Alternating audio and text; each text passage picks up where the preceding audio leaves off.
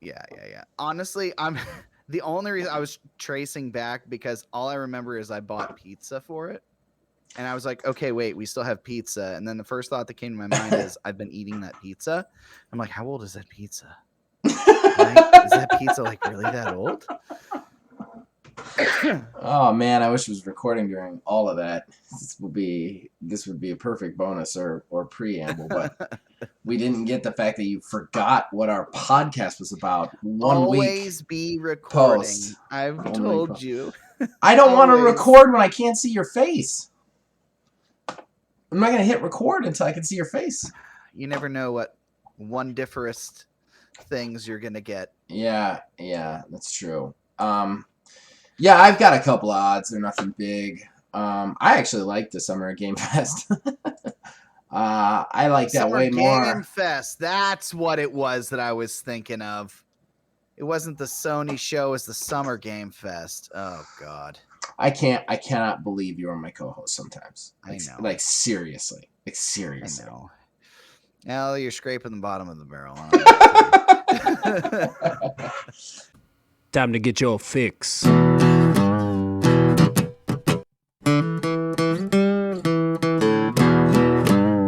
It's a horrible gaming podcast. It's not good. It's not great. Horrible gaming podcast. It's not even what you would call fair. It's really not that good.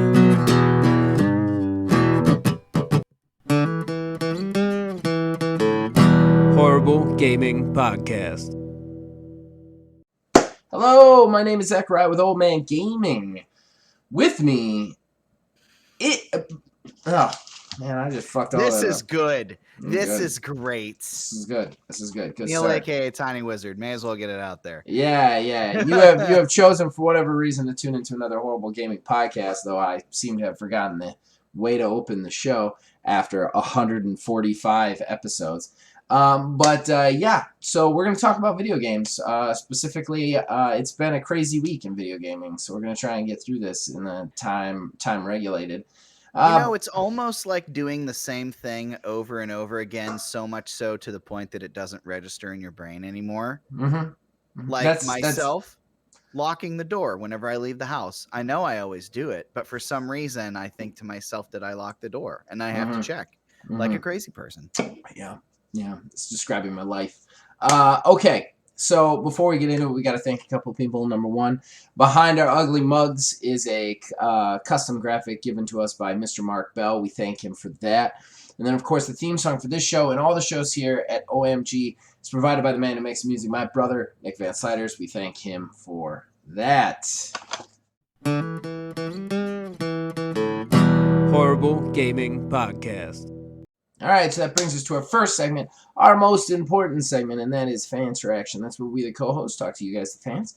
We read your comments from wherever we get them. We respond to them. We talk about them. We riff about them. All that stuff. We interact with you guys. That's what we have to offer. So we have 3 comments this week, starting with Mr. Asylum66. Make Zach play a horror game. Yes, I would watch the live stream. Cats is a lazy man's animal. They do stupid hilarious things too. I'm not a cat lover, but I am lazy. Chip and Dale, I agree. Good movie. Let's see the Madden curse work now. Yeah. Yeah, I guess they kind of avoid the Madden curse. I mean, unless they decided that before he died last year, and then that would be unless zombies. Unless zombies. It starts with John Madden. Boom! I'm a zombie now. That's my John Madden right there. I'm not gonna play horror games. I don't like horror games. I'm not gonna force myself to endure something not fun for me for you guys' entertainment, with the exception of this podcast. No. I have fun most of the time. Only most. Honestly, the fun I have is hanging out with you and talking to you fine people out there. I do not have a ton of fun looking at one of my favorite all-time hobbies and each week realizing how shitty it is. Yeah. So that's kind of one of the, like, I've become so cynical about video games. But yeah, I'm not gonna play horror games. I don't like horror games. I don't like being scared. I don't understand why anyone would want to be scared. I don't understand the appeal of horror movies or games or even roller coasters for that matter. I don't want to be scared. That's not entertaining for me. Haunted houses. Yeah, no. Haunted houses, especially in this area. Nope. Hey, here's $45. Scare the shit out of me. Right, man. Seriously.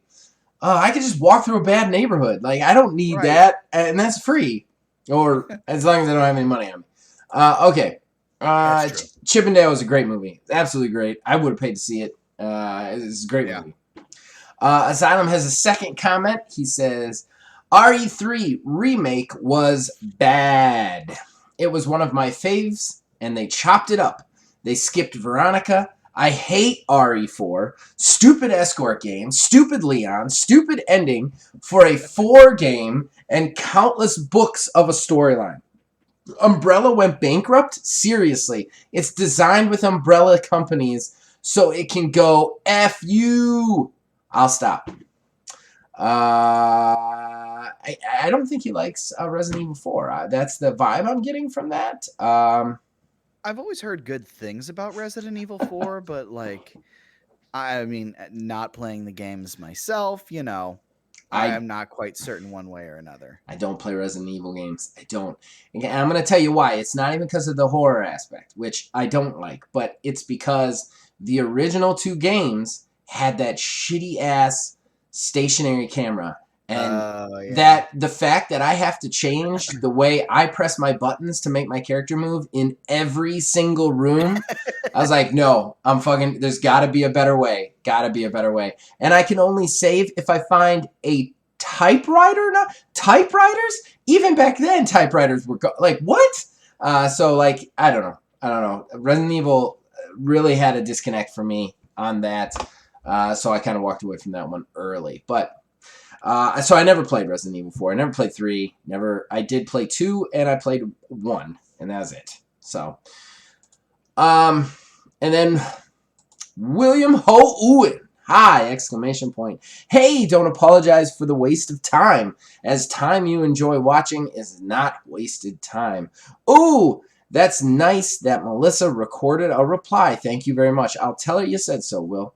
The first game I played was the first TMNT game on the Game Boy. Oof. Always love that TMNT. It's great. Neil is right. Dead Space is amazing and is a perfect example of a perfect UI. It's fantastic. I'll take you guys' word for it. Tunic on PlayStation. Man, that's great. I'm quite interested by that one. If nothing changes, the next Fable game will be nothing more than a Fable. I'm sure we'll touch base on that Yeah, today. we will. And then he says, a little off topic, parentheses on video games. I've been playing Dismantle nonstop during the past week. It's amazing. It's an indie zombie survival game without the usual annoying parentheses to me survival aspect, aka food and water aspects. It's available on all platforms imaginable. Check it out. Cheers and thanks for the show. Thank you for watching, William Huin. I have not actually heard of Dismantle, which surprises me because, well, and no offense to you, Neil, I usually know much more, like I know a lot more random titles than you, I would say. Yeah. That's not even an insult, just usually I have like a wealth of, I know what that is, or I've heard about that sort of thing. And I have not heard about that. That is surprising. I will check it out, Will. I gotta say, if you like zombie survival games without food or water, you should really try State of Decay 2. I don't like zombie games, and State of Decay 2 is one of my all-time favorite games.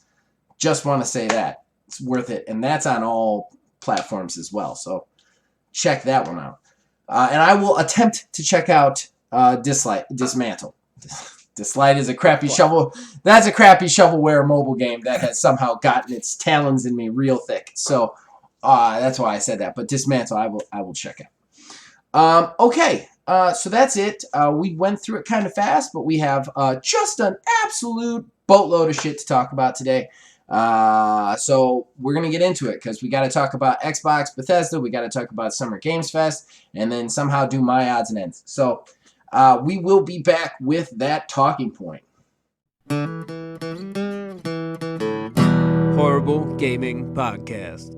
All right, so that brings us to our talking point today. Look, there's been a lot of stuff. This is basically E3 week without E3. Summer Games Fest happened. The Xbox Game Show happened. It all kicked off with Sony last week, which we actually kind of did. There was also a Sega showcase that's not even worth talking about.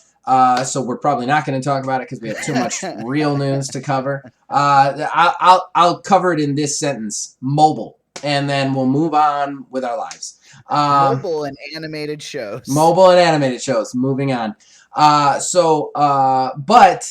Bethesda Xbox Showcase is probably the thing we're going to cover the most right now because it's probably the thing on the tip of everybody's tongue right now. My prediction did not really come true. It came true prior to this on Summer Games Fest. I do want to cover that before we get in. I predicted Midnight Fight Express and TMNT were going to be at the Xbox Games show because they're both Game Pass day ones. They were going to get release dates, and they were both going to be soon.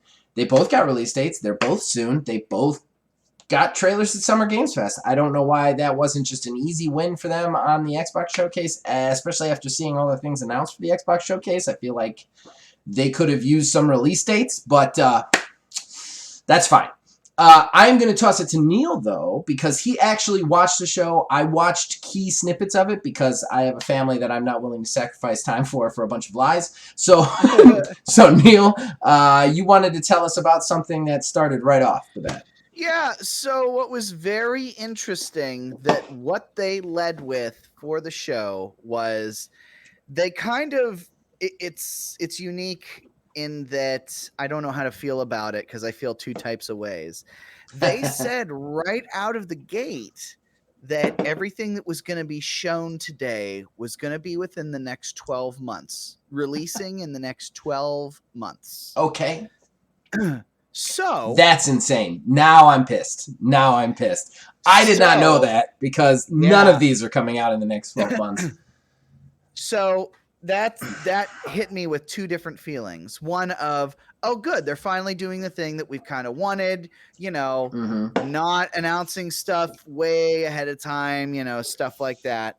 But then, like, we already know at that point, there's a whole huge slate of things that were not going to be showing up.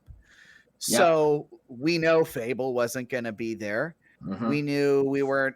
Elder Scrolls was so far off; it was foolish to think that like Elder Scrolls 6 was even going to be there at all. Mm-hmm. But it's just they kind of set the stage, and that's been kind of the theme of all of these shows. Is almost like the tempering of expectations. Even Keeley at his Summer Fuck Fest even said right out of the gate, he was like, "Oh, you're not going to get everything you want today, but like, what was everything we wanted?" I don't understand that one.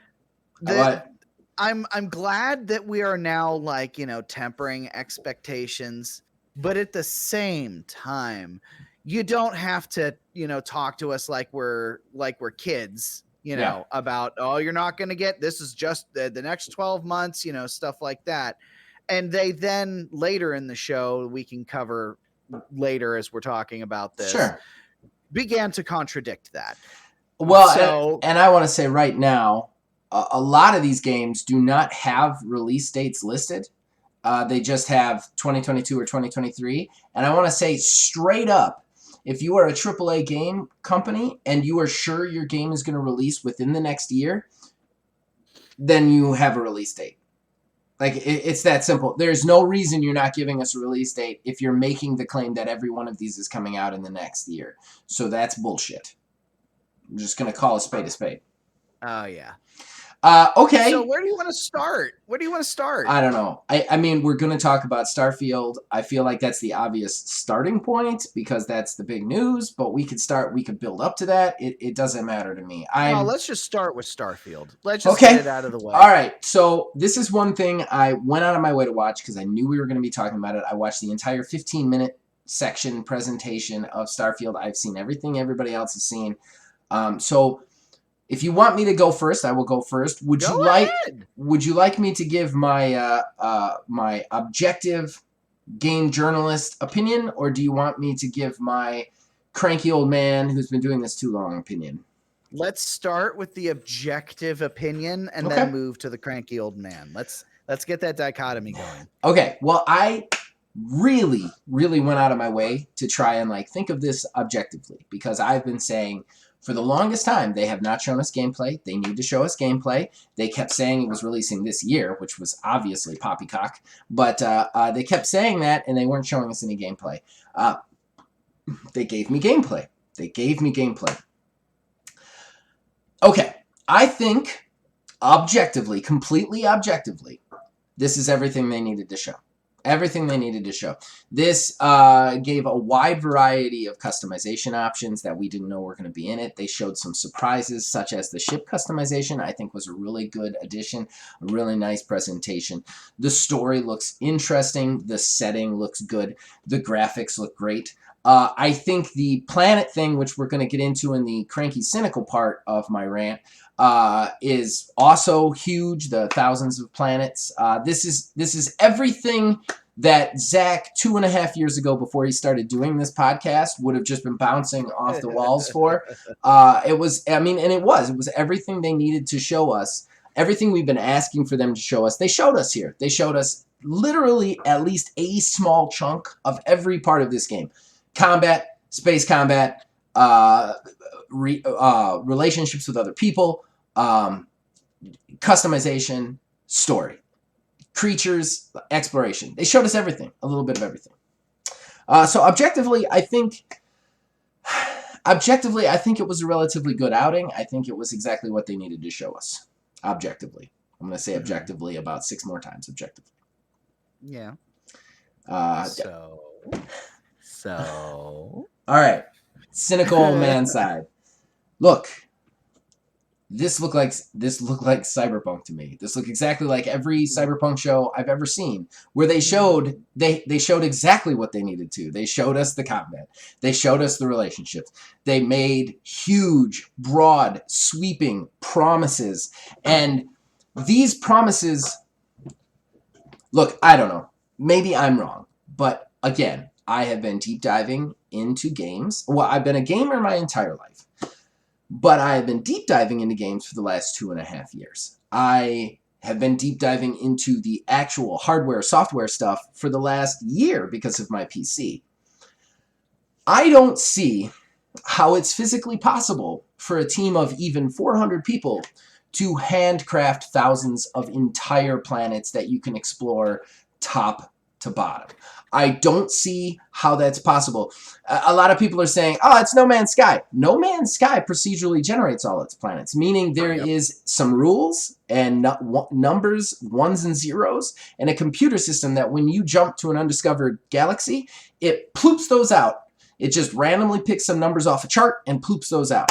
And it's very cool, and it's very technologically advanced the way they do that. But that's how they do it. They certainly don't have designers sitting there designing everything. And you can tell when you land on the planet. It's one of the cooler parts of the game when you discover just shit that could never possibly exist.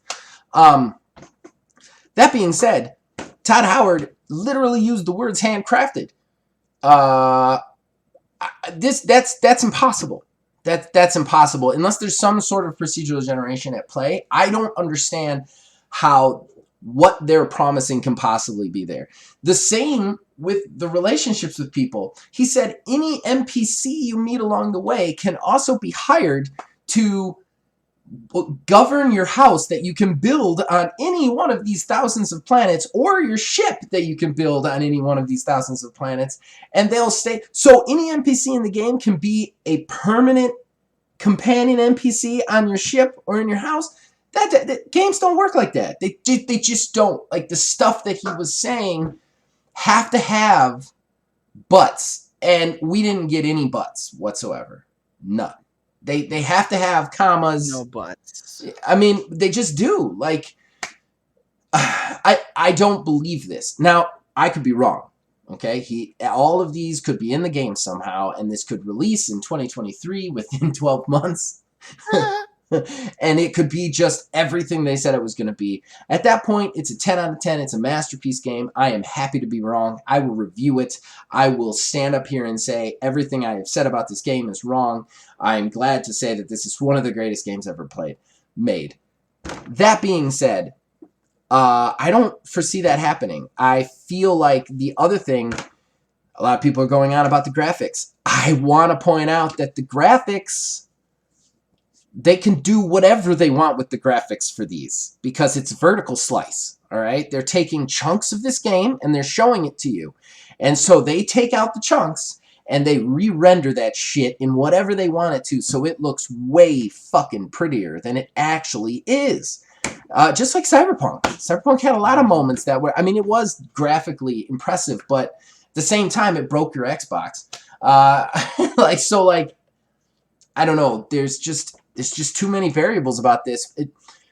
And again, I know I sound like the cynical man, old man. I know I sound like the guy who's just like last week I was like, show us gameplay. Now we've seen gameplay, and I'm like, they're lying to us. I know what I look like right now, but I've been hurt so many times by the game industry. Cyberpunk, like, how many of these games have done this where they show you the world, and then when you get it, you're like, this is not the world. This is nothing. Like, this is... And I'm just at this point where, like, it's so easy for them to lie to us at this point that I just... This isn't tangible to me. This isn't something I can hold or take to the bank. This is still just a really beautiful cutscene with HUDs. Yeah, so I mean, I'd kind of said, we'd kind of talked about, if it wasn't at this show, there's something massively wrong. Yeah. So, I mean, they did bring it. They did bring the show it. They saved it for the last thing they did, as anticipated. But what gets me is, like you'd mentioned, you know, there's all this huge, massive amount of stuff, and they say it's handcrafted. There's no way it's strictly handcrafted There's no way. Each of these planets, he said you can land anywhere at all and explore the whole thing. The whole thing. Sure. I'm sure there are 4 entire points of interest on each of these, and the rest of it is just a giant barren wasteland with nothing. That's possible too.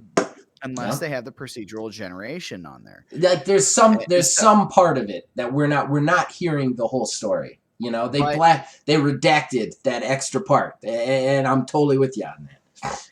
But what really, after I watched it, you know, the very first thing I thought of is, oh, okay, so they're just doing Outer Worlds. And that's the thing. Is Bethesda has taken so long with this and dragged their feet so much over the years. It just so happens another company not only made Fallout, but made Fallout in space better than Fallout and Starfield so far from what it looks like. Granted, we don't know how Starfield plays yet, so I mean, this is just kind of hypotheticals. Yeah. But that's the thing, is it wasn't anything revolutionary. You're shooting a laser beam to collect stuff on the side of a mountainside that you've done in any other, you know, space exploration. I will say this: the ship customization and if what they're saying about the thousands of planets is there, it definitely has Outer Worlds beaten on that level, because Outer Worlds is much more narrative focused. This seems to be much more like player choice driven. That being said, I agree with you on a lot of points. I feel like this is just like, this is almost like Outer Worlds 2 at this point. Yeah. And I don't know. I'm very conflicted, because part of me is like, okay, they showed some stuff and it was interesting stuff. But the other part of me is like, this looked exactly like every Cyberpunk show I watched. Yeah. Like, even the presentation with like a guy talking about something cool and then them showing you a snippet of it. The other thing, there's a couple other things that I noticed in it that just little details. You notice that none of the combat ever happened in third person? Like, you saw him walking around in third person. Yeah. But every time they were doing the combat sections, it was first person. So is this a first person game or a third person game? Or is it either and third person is real fucking broken in combat? That's the one I'm going to go with. Right. Like That's that kind of stuff. Like there was little things like that. The other thing, this is gonna sound real bad, but all the interactions with the NPCs that we saw in that just looked exactly like Anthem. I mean, it did. Like, that's how it would be in Anthem. You would walk into a room because you were first person.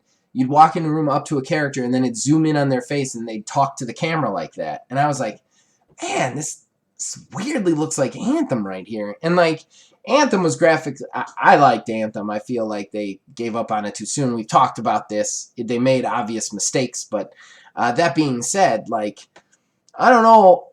There was a lot of moments where I was like, this is rough right here. This is a rough section. Oblivion.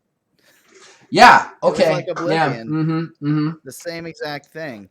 I mean, they've got a new graphical engine. Thanks, sweet Christ, because they've been riding the same one for years. But at the same time, like, they've got a new graphical engine, but they can't get out of the rut of what it is that it is. It is a Bethesda-ass Bethesda game. Mm-hmm. It very much is. That's the thing. And I don't think it's going to be the revolution that they are thinking it's going to be. No. Even if it's good, it's not going to break any molds. Do you, I mean, how did you feel about the Starfield thing on a whole? Like, objectively, what did you think about their showing? Honestly, like, objectively, I think it looked fine. It looked cool. It's coming to Game Pass, so I was like, oh, cool. I won't have to pay money for that. I've already got my Game Pass subscription. Yeah. I'll give it a shot. We're going to talk about Game Pass. Say what? We're going to talk about Game Pass. But yeah, I don't think it's like one of those things to where it wasn't like, oh my God, finally, it's here. We've seen it. I'm ready. My body is ready. It's just like, yeah, okay. It's interesting because you were like that for Cyberpunk for a long time. Yeah, I was, and I think it's the getting burned. It's the getting burned. I'm telling you, it's the cynicism that comes with that. 100%. Like, there's definitely a part of that in this. Like, I can't sit here and say that no, this isn't this has nothing to do with Cyberpunk. Like, 100%. I'm with you. There's part of that, but at the same time, like, everything was just very much. It's exactly what Todd Howard said. It's Skyrim in space. It's got guns. Yeah. Like No Man's Skyrim. No Man's Skyrim. Yeah. I think what's her face? She used to be on Unlocked, said that on Twitter. I'm ripping her off. Another friend of mine, Aether Dios, the guy who organizes the Star Trek live stream that I do. He posted and he was like, okay, this looks really good, but other than the ship customization, what is this giving us that you can't get from No Man's Sky or Star Citizen? And I'm like, I don't know. I don't know what you're getting from it. The other thing is, too, even if these worlds are all handcrafted like he says, I mean, No Man's Sky is infinite. So, I mean, you know what I mean? Like, if you want an infinite exploration game, I don't know. I don't know. I think they did enough. I've been seeing some mixed reactions on Twitter, so I don't know if this showcase came off. I mean, we'll have to wait to see if the showcase came off as good. But I feel like they did what they had to do here. Still, I can't trust in them. And you know what? I think we could start transitioning to the other stuff, if that's all right with you. Yeah, absolutely. And I'm going to start right off the bat by saying that, like, these shows anymore, because of my cynicism, the things I get excited for are never the AAA games anymore. Because I don't trust them. I don't trust anything they're saying. So, like, unless it's something that I really want, most of the time, the things that I get excited for are, like, things that are coming to Games Pass or release dates or, like, things that are tangible that I can hold and use, you know what I mean? Like, and I feel like these AAA releases anymore, and that was one of my biggest problems with Summer Game Fest, is, like, there was a lot of stuff there, but again, we didn't get any real release dates. And that kind of stuff just like, this is all, it's a pack of lies right now until you give me a release date or something tangible, you know? As far as Bethesda goes, I do want to say one thing, and I don't know if you will share my opinion because it doesn't look like a you sort of game. I was not interested in this game at all until I watched the trailer, but the Redfall actually got me a little excited. That game actually looks very interesting to me. I like the idea of the almost like vampires back for blood sort of thing is what it kind of felt like to me. And I don't know, it just looked really interesting as far as a shooter goes and really tight. Plus, Arcane Studios is one of the better studios in Bethesda, so I feel like that's an interesting. Just I don't know. That actually kind of impressed me more than Starfield, to be honest. Yeah, I mean, I have to say, when I first saw the Redfall announcement last year, I was like, okay, whatever. Like, I don't care. Mm-hmm. But after watching the gameplay of this, I did kind of lean a little bit more towards it. I have to say, I'm not going to say that I'm like hyped for it, but I'm like, oh, okay, all right, you have intrigued me. Yeah, it definitely did more for me than kind of.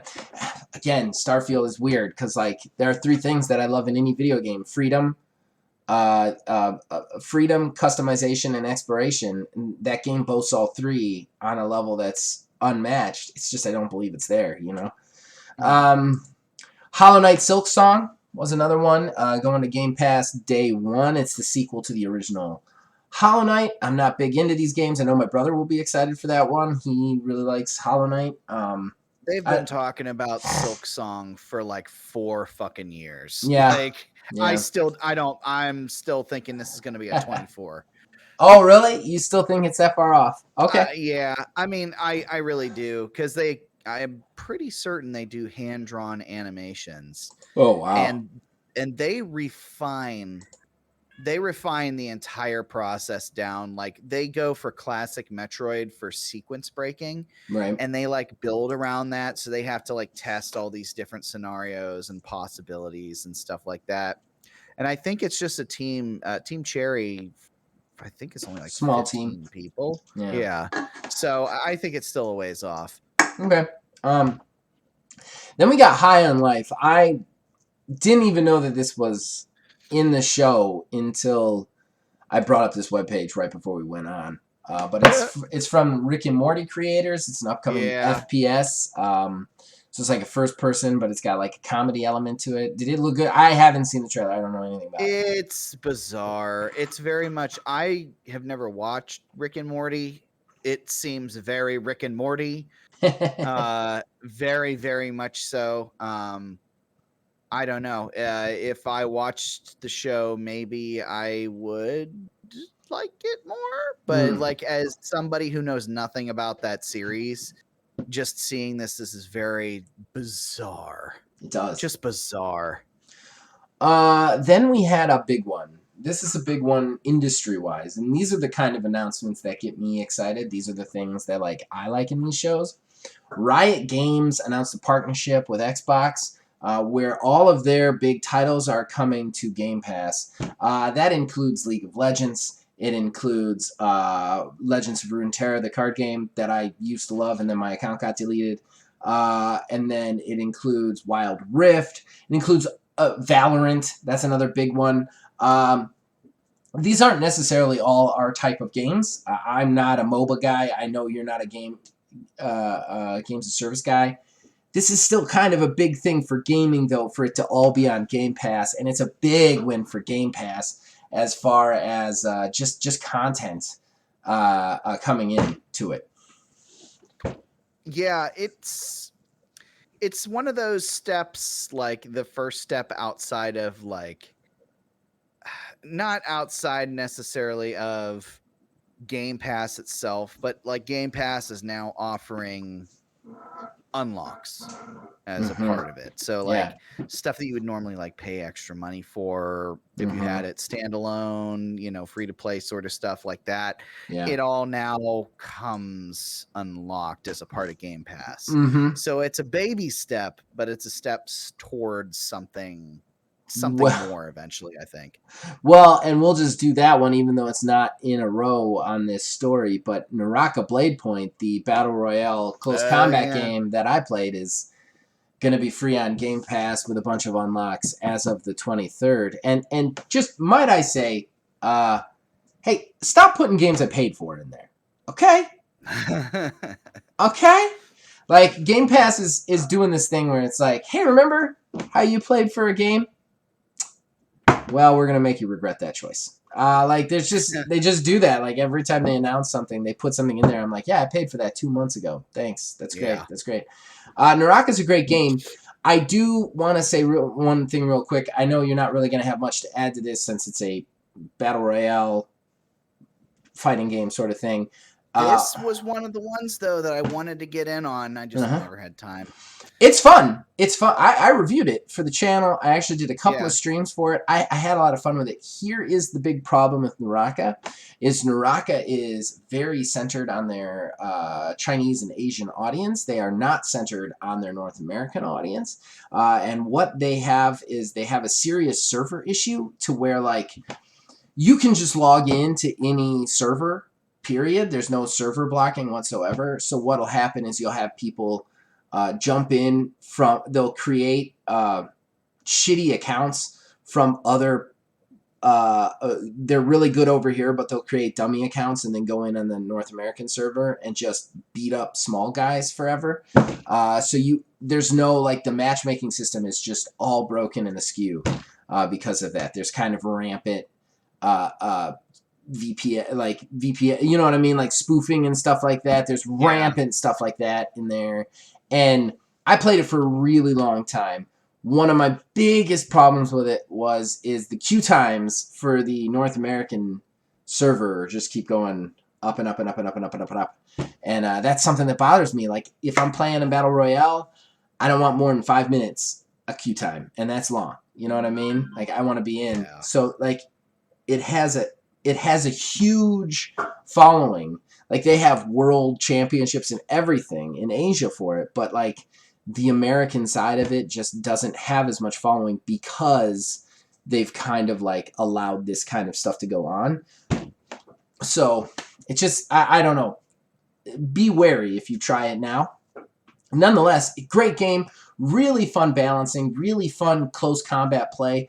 I like that it has, like, a focus on dodging. It's very interesting to play. Very interesting to play. Oh, yeah. But the Riot's game thing I think is huge. It's a big get for Game Pass. Then we had Plaguetail Requiem. These games, they don't do anything for me. I don't want to play in the most miserable time in human history, which was the bubonic plague. Like, I can't imagine why anyone would, but we had a Forza Motorsport 7 announcement, I guess, even though they're just calling it Forza Motorsport for next year, which is anybody who thinks this is coming out in the next 12 months. Before, what would that be? Next 12 months. That would be before next November. That would be before next June, right? Yeah. There's no way. This is always a November release. The Forza games are always November releases. I don't know why anybody thinks this is coming out in the next 12 months. I just don't. Well, since we're talking about Forza, I'm just going to move right along to the next Forza thing. Oh, okay. The one that I actually care about. I know what you're going to talk about. 5 is getting a Hot Wheels expansion. This is my shit. Yeah. I got some bad news for you. What? You got to pay for it. Yeah, I know. It's a DLC. Yeah, which is bullshit. I gotta say that you have to pay for a DLC for an Xbox, for a Microsoft first-party studio is insane. And that's something that we were going to talk about later. But go ahead and talk about the Hot Wheels first, because I'm stepping on your toes. I apologize. I mean, this here, they actually put out a Hot Wheels game a little while ago, and I thought that was so cool, and I wanted to give it a shot. This right here is because Nintendo's never going to give us another F-Zero. This is the closest thing outside of Mario Kart that you're going to get to that. Forza 4 had Hot Wheels. It did? Yeah, I had it. I had the Hot Wheels. It's got like the tracks in the sky and shit like that. Oh yeah, this is a repeat DLC. Forza 4, not Forza 4, Forza 3. Forza 3 had Hot Wheels. Sorry, Forza 3 had Hot Wheels. Yeah. Wow. Yeah, it had the Hot Wheels. It is of course delisted now because Forza 4 is out, but yeah, it had Hot Wheels. Yeah, this I want to play this so bad. This Yeah, it looks so fun. The original one was fun too. Just being able to trick out Bone Shaker was really cool. Back when I had the last one. I'm just going to transition into the Games Pass thing. There's a lot of stuff coming out from Microsoft first party stuff that's not going into Game Pass. And that's something I noticed at the run on. And we'll get into it. At this show, they showed Overwatch 2. Yeah. Which kind of blew my mind because to my knowledge, that acquisition hasn't even gone through yet. Like they're still working on the fine. I mean, it's definitely going to happen, but it hasn't actually happened yet, which is kind of interesting to me that they would then show this game on a Microsoft show. But what's even more fucked up to me is that you're Microsoft, man. You promised us when Game Pass started that every Microsoft studio game would be in Game Pass day one. Like they promised us that. And now we're not getting one of the biggest multiplayer shooters in Game Pass day one. That's insane to me. That's insane. Like if you own Activision, why isn't Overwatch 2 on Game Pass? And don't get me wrong, I'm not clamoring to play Overwatch. I'm not an Overwatch guy, but you see what I'm saying? Like that's real sus. You also have Elder Scrolls. The High Isle isn't going in there. The newest DLC, the Hot Wheels DLC we just talked about. There's a lot of stuff that is being added for it that isn't going in. That you have to pay for, which I think is really weird. I think that may be a technicality thing. I'm just trying to grasp at straws here for this. But, a technicality thing. Yeah, because the deal hasn't officially gone through yet. I feel like they're pledging once the deal goes through, they'll put it in there because it'll be Microsoft owned. Overwatch 2 is going to be free to play. I didn't realize that. Oh, it is? Holy shit. Yeah. That was part of the trailer. I guess I just need to shut my own mouth there. That's, I guess, why it's not going into Game Pass because it's going to be free to play. I mean, whatever. I didn't pay enough attention to notice that either. Yeah, it just shows you how much I care about Overwatch. Yeah. I mean, that at least got a release date, though. I mean, early access October 4th. Yeah. Okay, so let me see here. Then we had the Flight Simulator update where you get to fly a Pelican. Hell yeah. Okay, all right. You be excited about that. I'll be over here going, ha ha ha, whatever. Hashtag boycott Halo. Hashtag boycott Halo. In general, though, with Flight Simulator, low-key, I've kind of wanted to install it and just, do an autopilot thing where I fly, from one place to another, relatively close and just let it go and just watch. Careful with that computer, baby. That thing is a beast. It is a beast of beasts when it comes to data. Comes to specs. Oh, yeah, no, I just put it on the Series X. Okay. All right. I heard it wasn't that great on the Series X, honestly. But Ara History Untold. I don't know anything about this. It's turn-based historical. Looks like Civilization. It does. That's what it looks like. So, moving on. I mean, those games are usually good. I'm not going to like a 4X history game. That's fine. Fallout 76 is getting a DLC. Can't believe anybody's still playing that. Same. What are you doing, Vin Diesel? What are you doing, man? What are you doing? He is very clearly in the trailer for Arc 2. He's doing it for family. He's tricking out his T-Rex for It's for my fam. It's for my family. Dominic Toretto cared about family. Yeah, it's very weird. But he was in the Arc 2 trailer that's supposed to release next year, although it was supposed to release this year the last time they showed it, so who knows. It will be day one Game Pass, which is interesting for an Arc. I'm not talking about Scorn. That's beyond horror. That's nothing I want to even look at or have anything to do with. It's whatever, yeah. I'm sorry. That's too bizarre for me. I'm sorry, everybody. Flintlock looks cool. Flintlocks looks really cool. Looks really cool. I'm very excited to see where that goes. Again, though, we still haven't really shown a lot of stuff. We've shown trailers. We haven't shown any real gameplay. You know what I mean? Right. Minecraft Legends looks weird as hell, man. Yes, it does. What are we doing with Minecraft, man? Like I get Minecraft. I get Minecraft. I don't understand why then Minecraft is turned into these other weird like why does Minecraft have to be a strategy game? I don't understand. Like I feel like the people at Mojang are like, hey, do you want to do a strategy game? Yeah, but what if Minecraft? You know, like what if Minecraft? What if Minecraft? It's a little ridiculous. Okay, Minecraft Legends. Lightyear Frontier looks kind of interesting to me. Mecha farming looks kind of cool. Yeah, that was a very unique one. Yeah, it was. It's one I'd try. I don't know if it'll hold me, but it's one I'll try just out of uniqueness. Sorry, everybody, trying to go through these a little bit fast because we still got a lot of show and we're already at 43 minutes. Last Case of Benedict Fox looked very interesting. That looks like a U game all the way. It is very It's much like Metroidvania. Yeah. Yep. Yeah, Yep. It's very you. We'll get you to do a review on that one. Scrolling through. Oh, this one I am excited about because I haven't talked about this. This is a game that sucked me in again recently. Grounded is actually going to be released in September. Yeah, I saw Full that. release, 1.0 release. They are going to have a full story, so you will find out how the kids got in the yard, and you will be able to actually escape the yard and complete the campaign. In addition to that, they're adding a ton more bugs, including a praying fucking mantis, which looks crazy. A bunch more weapons, and just a bunch more stuff to it. I want to say something about Grounded. Grounded is a really fun, interesting game. I thought that when it first went into early access, but it was super buggy. However, they said it was going to be that. That's what early access is for. I recently started trying it again with a friend of the show, Jason, friend of the channel, Jason, and we've been streaming it on Tuesday mornings, and they have done some great stuff in that game, man. They got the balancing way better. It's really like...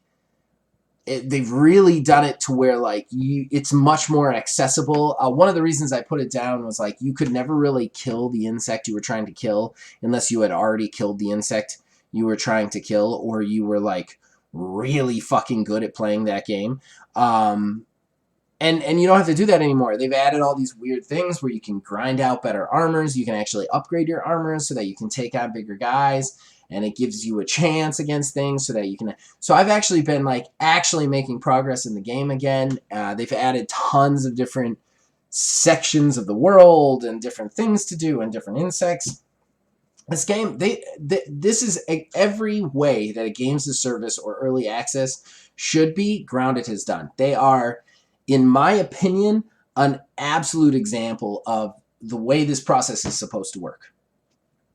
They just is. Like they released it. It was buggy, but they said it was buggy.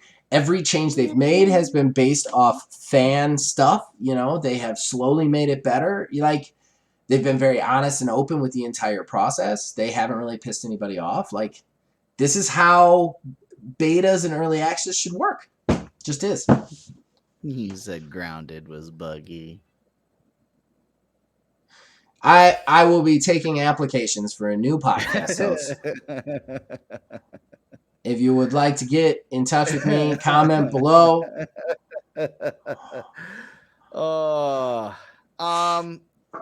Wolong, Fallen Dynasty.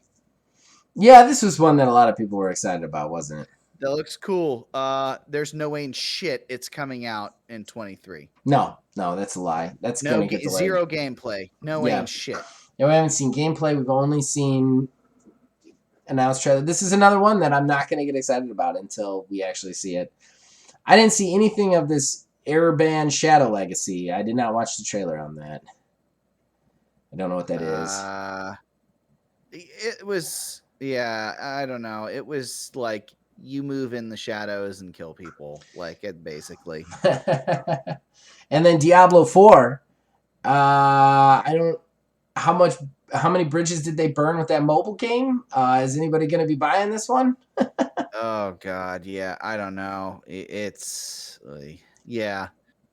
The mobile game was already bad enough, Yeah. and yeah, they've only got 5 classes. I mean, I think the other games had at least what was it?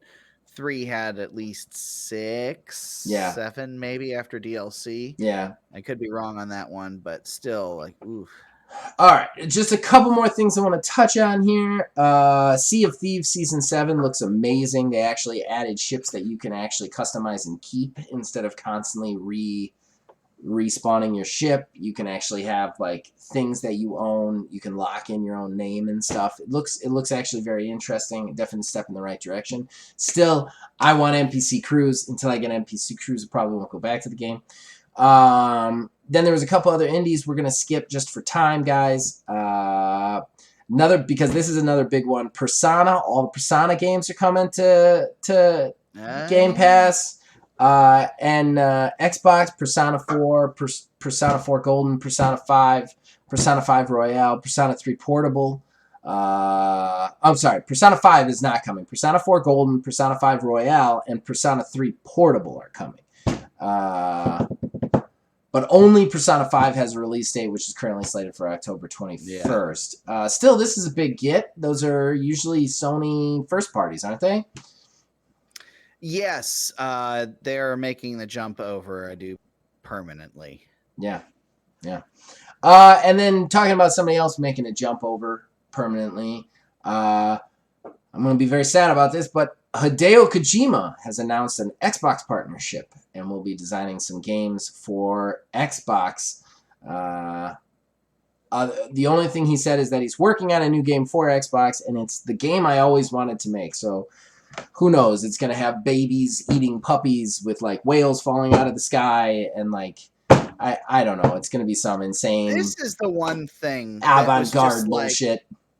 I think with this, because this information kind of started to leak that there was going to be some Kojima announcement. Mm-hmm. Yeah. This started to leak, and he tried to get the stories taken down about it. Like, this here was like, oh, what we're talking about is going to be ready in the next year. He literally said it's going to take some time. We don't have a name. We don't have anything. Right. All we know is like, hey, Kojima is making a game. Right. And it's going to be for Xbox. Right. And he really wants to do it. So how is that within the first year? You don't even have a fucking title yet. Like, so how is that within the first year? I'm totally with you. If the show was preceded with that, that's absolute bullshit. Absolute garbage. But yeah, that was the Bethesda Xbox showcase. We're at 50 minutes. We got to get into odds and ends. But final thoughts. Final thoughts. I do believe that this was a relatively weak show. Overall, this is kind of a tinfoil hat situation going here. Mm-hmm. I almost wonder if E3 didn't happen this year because nobody really had anything. That's not that they were really ready to show. I don't think E3 is happening next year, but we're going to talk about that in odds and ends. It's one of mine. Okay. Yeah. It's one of those things to where it's like they're trying to get it all together and figure out what the show is exactly anymore, because that's what they've been questioning, for the past couple of years, is what is E3. And they probably had their, they reached out and was like, hey, what are you guys going to be bringing? What are you guys going to be doing? Who wants to go when? Everything like that. So we can kind of figure stuff out. And everybody just kind of collectively plopped their shit on the table. It's like, hey, we got this. Here's what we got. Take it or leave it. And they were like, maybe we can take one more year off to figure out what we're doing. Maybe. I think that a lot of big hits came out this year too. Already. Yes. We had a pretty strong early year in this, and I think that we did have a strong early year. If everything else came out that was supposed to theoretically come out this year, great, but this year would have been like one of the biggest of all time. Sea Dogs, baby. Releases. #Sea Dogs. October. #Sea Dogs. Let's get it trending. It's coming out this year. Sea Dogs. Yeah, no, I agree.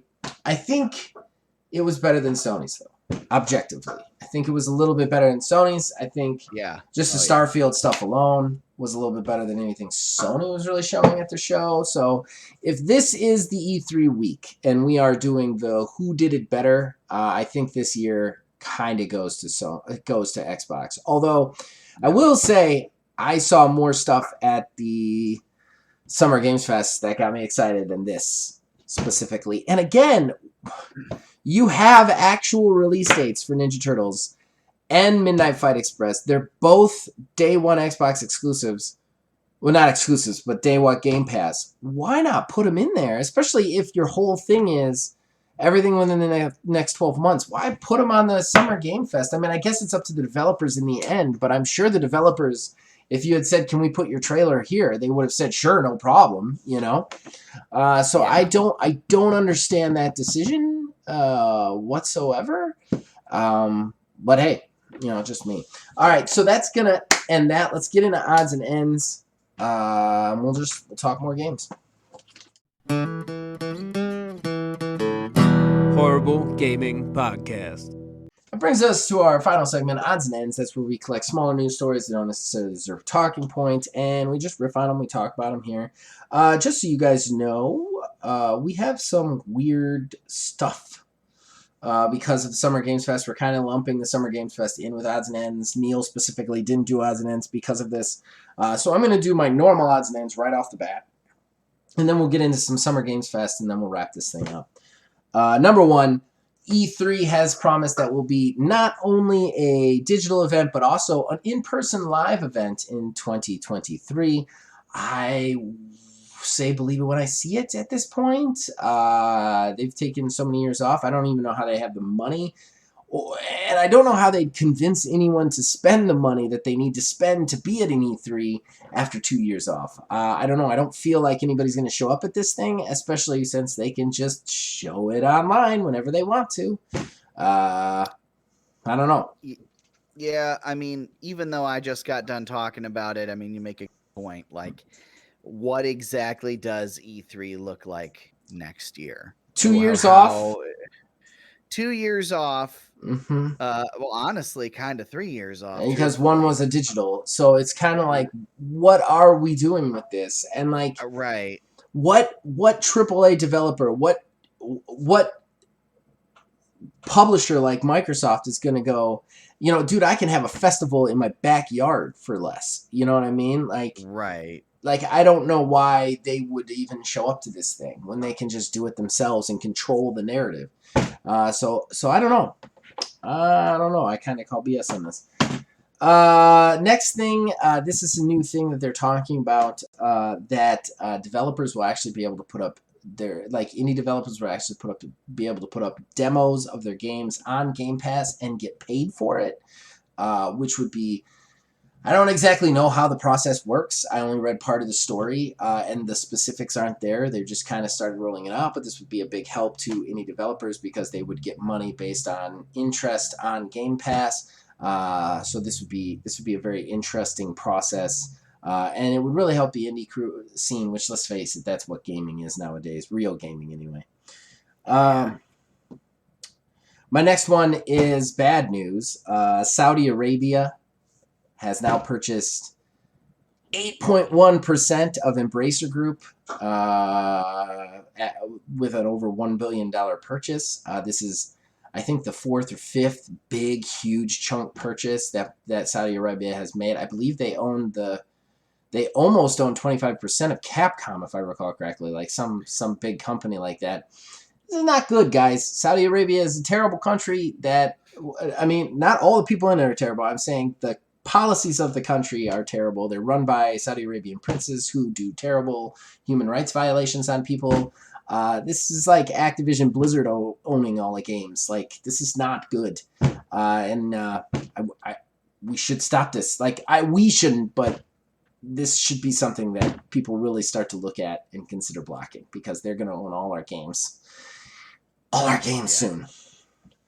And I don't want to see what that looks like. Game Pass is now on Samsung TVs, thanks to Project xCloud. You can actually just, if you got a Samsung TV, which I do not, you can just pop into Game Pass app and play your games on Samsung TVs. Don't know how playable it is. Don't know how good it is. I'd love to see a review on this app or service. But man, I told my wife, I was like, it's going to be interesting, man, because in like 10 years, I'm just going to be able to play my games on my microwave.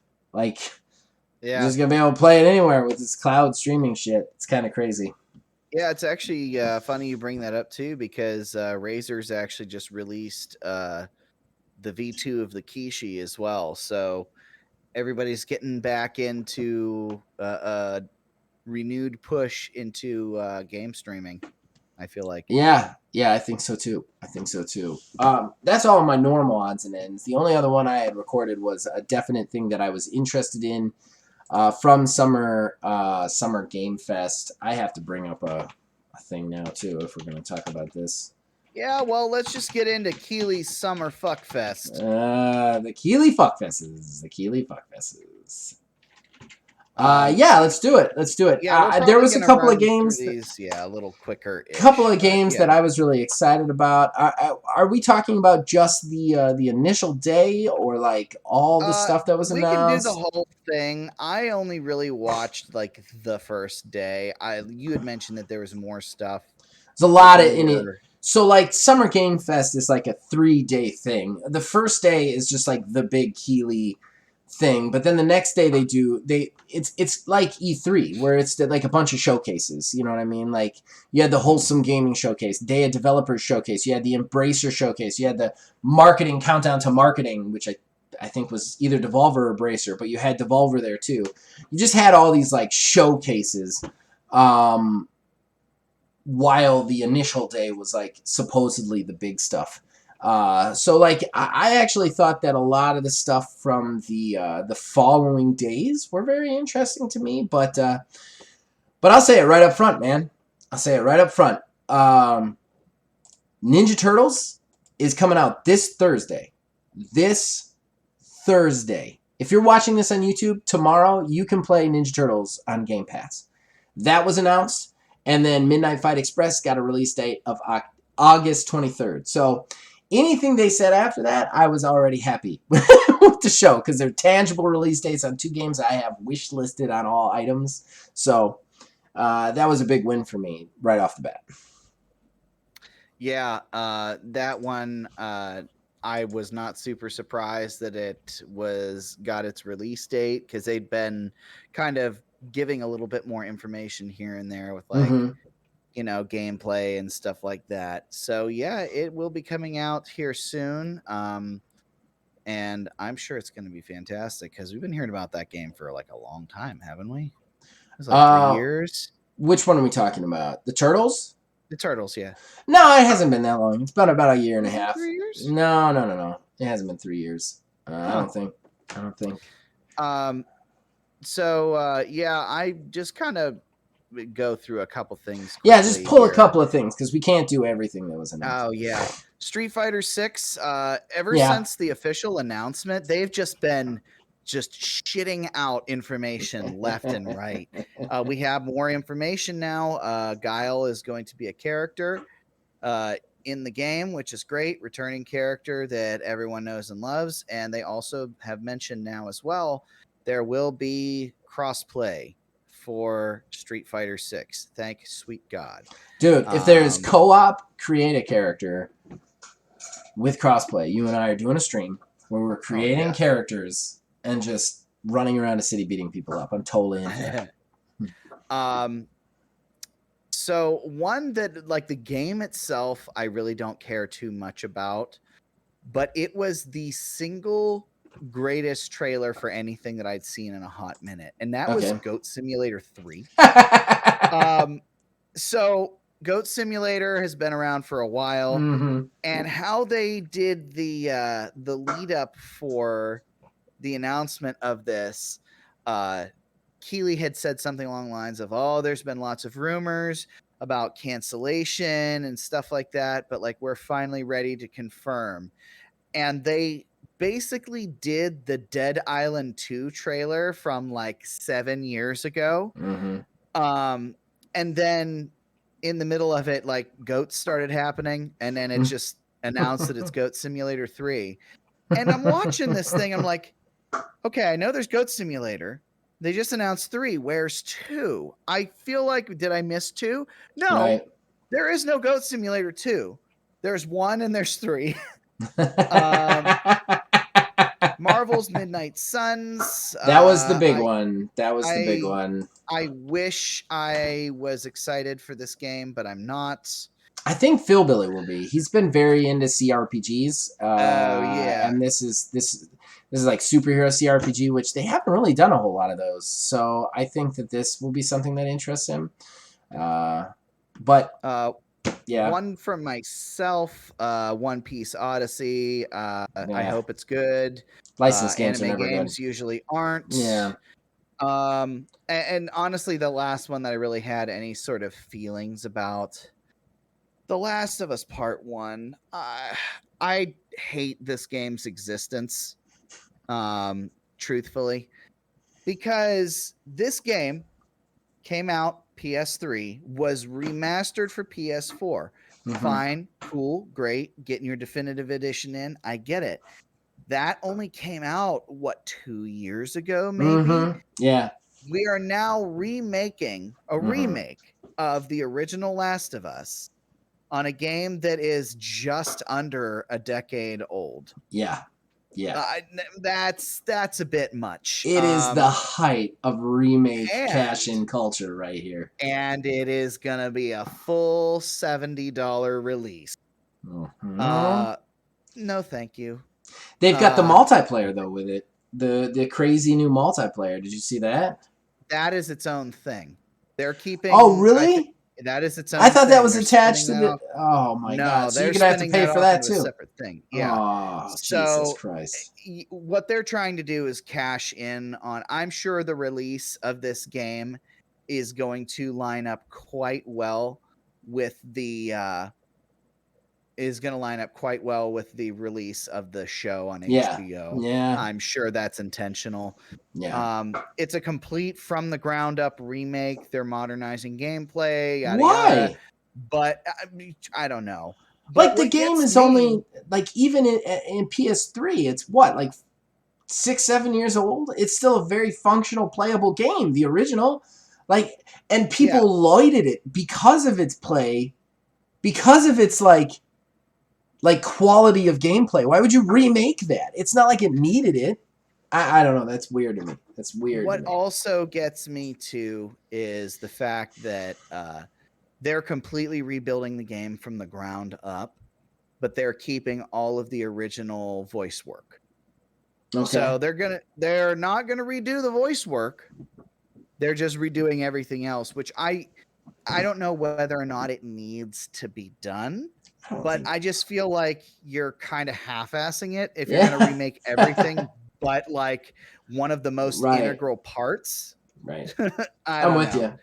It seems real bizarre and shady, in my opinion. Yeah. I want to pick one up that I was a little upset with. I've been very excited about this game, Nightingale, coming out. Oh, yeah. They had a new trailer that kind of touched a little bit more on the whole portal jumping from realm to realm. This game still looks really interesting to me. It's something that I definitely want to play and pick up. I'm really getting sick of trailers with no release dates or tangible attachments to this. Nightingale is really weird too, because I'm very excited for this game, but this game is going into early access, but isn't in early access, but it's releasing this year. Like, they've been very obtuse about the language on how, when, and if this game is releasing. And I was kind of hoping at this point, especially if it's even going into early access this year, that we would get some sort of date. Not just another wish list on Steam and sign up here and maybe you'll get into the beta, you know. Like, I was hoping for some sort of tangible attachment to this with it being so close. Makes me nervous that we are in a weird delay situation, that maybe they're ahead of their game and showing us more than we should see. I don't know. I'm still excited for the game, but I really don't like their the way they're presenting things, and that was something that was like fluid through this entire first day of Summer Games Fest. Was very little release dates, very little like it was very like old school E3, where it's just like, here's an idea of a game that might get you excited. You know what I mean? Yeah. Let me see here. Was there anything else I wanted to really touch on? Oh, I thought that High Water looked really interesting. That's a game that I kind of want to try. It's interesting. Yeah, it's definitely like an indie game that gets me a little Yeah. bit excited. It looks really interesting. I like the idea of scavenging around that kind of a post-apocalyptic world. I think it could be really interesting, depending. Again, we got an announcement from the Genshin Impact developers on their Zenless Zone Zero and Hokai Star Rail. But again, we didn't really see anything tangible. We saw some action scenes. No release dates, no nothing. Just a new character. Okay, great. I don't know. It was like I said, it was just a theme through everything, where it was just like ideas of games. Here you go. Idea of game. Here you go. One thing I definitely want to pick out from some of the former shows after this, what's with all the pixel games, number one? Holy shit. There's like 100 pixel games announced this year. Like, everybody's making a fucking pixel game. And don't get me wrong, I get needing to be cheap, needing to keep that shit cheap. But Jesus Christ, I think every show after this one had at least 7 pixel games announced. And I'm just like, damn, there's a lot of pixel games. Like, dark pixel games, and side-scrolling pixel games, and world pixel games, and role-playing game pixel games. I'm like, oh, man. So much for 3D rendered characters.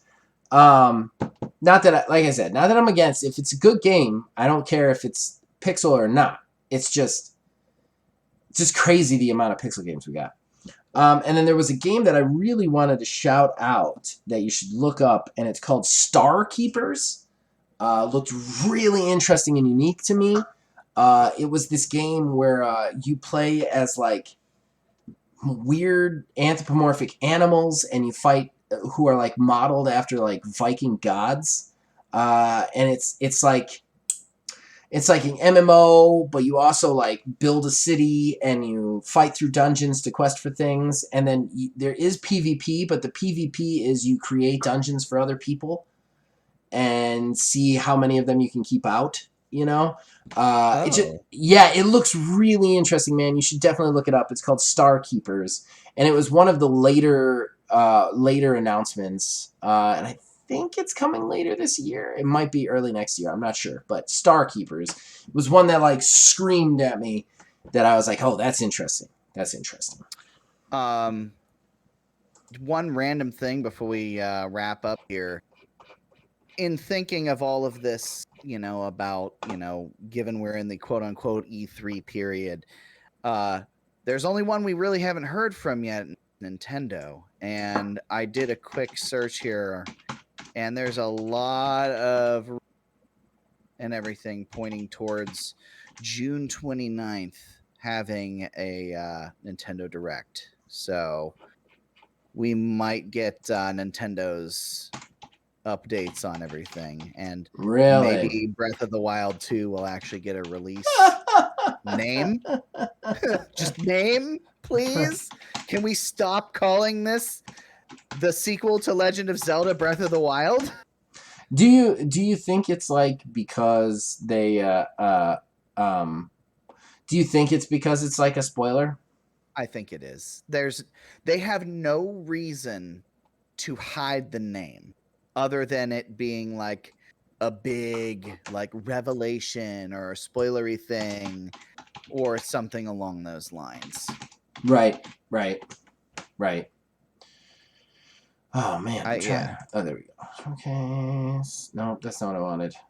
There was one other show I wanted to look at, and I can't find the list for everything in it, so we'll just have to pass it by. We actually got done way early. I don't know if we were just worried about time or what, but we're only at 1 hour 10 minutes, which is kind of crazy. Yeah, we can be done. I do want to say one other thing about the Ninja Turtles one though, and this trailer that got announced for the Ninja Turtles. First of all, Midnight Fight Express, August 23rd. They just showed more combat, and they let IGN do a preview where they love the game. And that game's going to be fucking awesome. I am positive that game's going to be awesome. Super excited for that game. The Ninja Turtles, you've never been able... I just want to say this to everybody out there. Unless there is a game, like a weird licensing game that I don't know about, but overall, the main entries in the TMNT games, other than the one-on-one fighting games, none of the brawlers have had Casey Jones in them.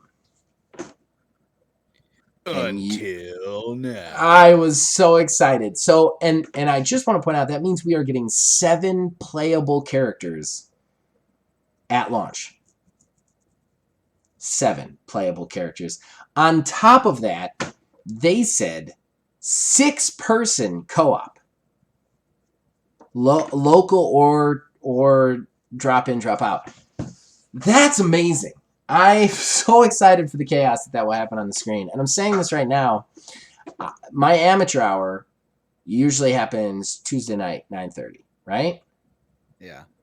It's going to be Thursday this week because I'm doing a launch stream of that for amateur hour. And anybody who wants to play with me at 9:30 Eastern time, you come on and we'll play Ninja Turtles together. I will play with anybody on that day. That sounds so much fun to me. I'm so excited for it.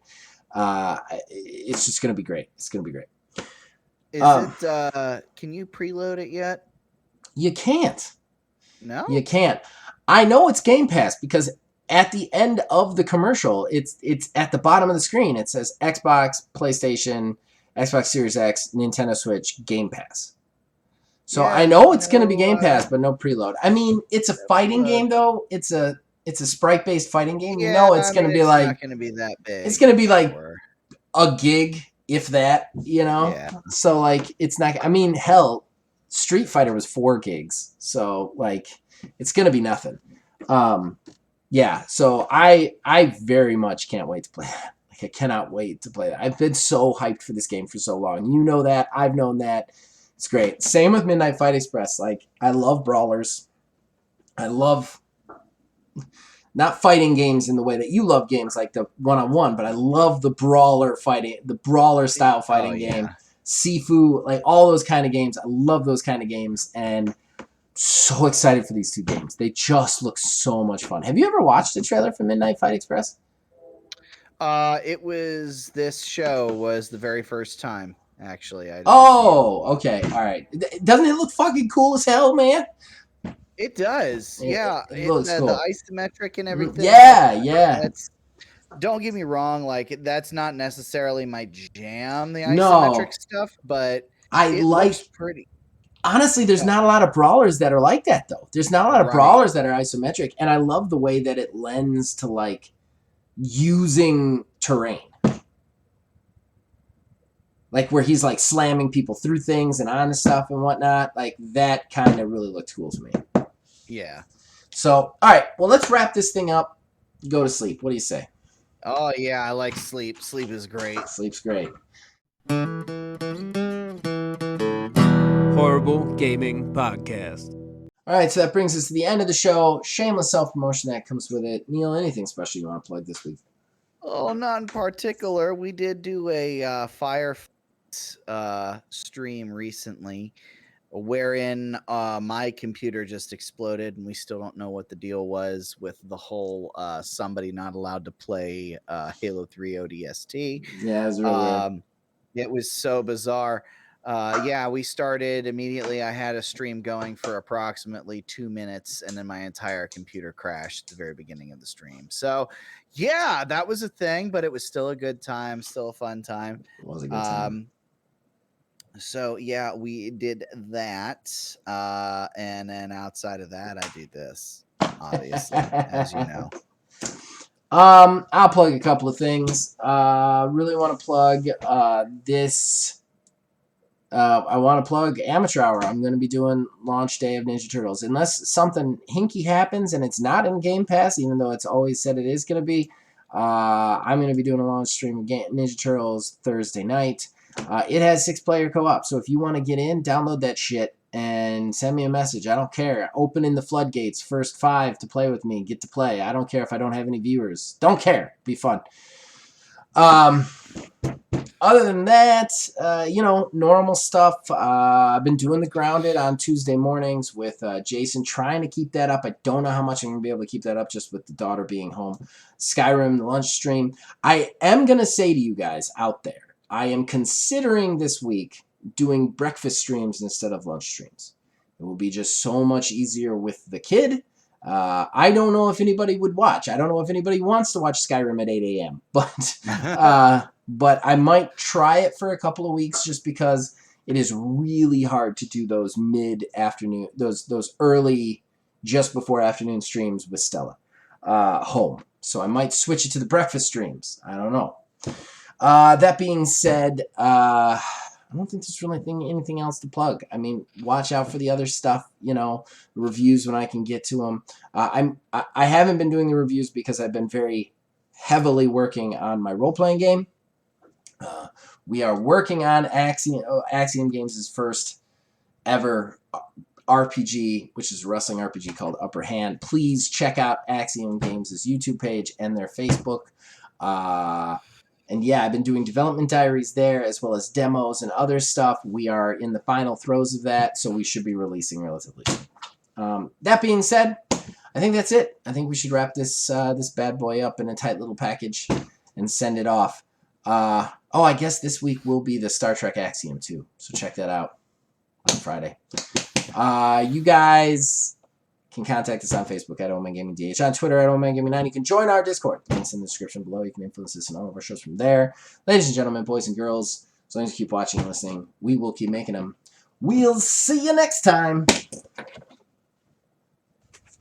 Pause. Sleeps really great now that my kid's home. She's out of fucking school. Can I tell you something about being a dad? Yeah. I have not been used to this, and I love my daughter. I do. I love her. Her being here all the time, like now that I've had her in school and now she's not, it's very hard transition. Like, you take a shit, she's there outside the bathroom. You're watching TV, she's there. You're playing video games, she's there. You're cleaning, she's there. She is always there. And it's not like sharing your house with like a significant other or roommate, because sometimes they go in the room and do their own thing. No. Stella is a 6-year-old only child, so she's just like behind me at all time. Daddy, what are we doing today? Daddy, can I have a piece of chocolate? Daddy, can I have some milk? Daddy, can I have bread? Daddy, can I watch my tablet?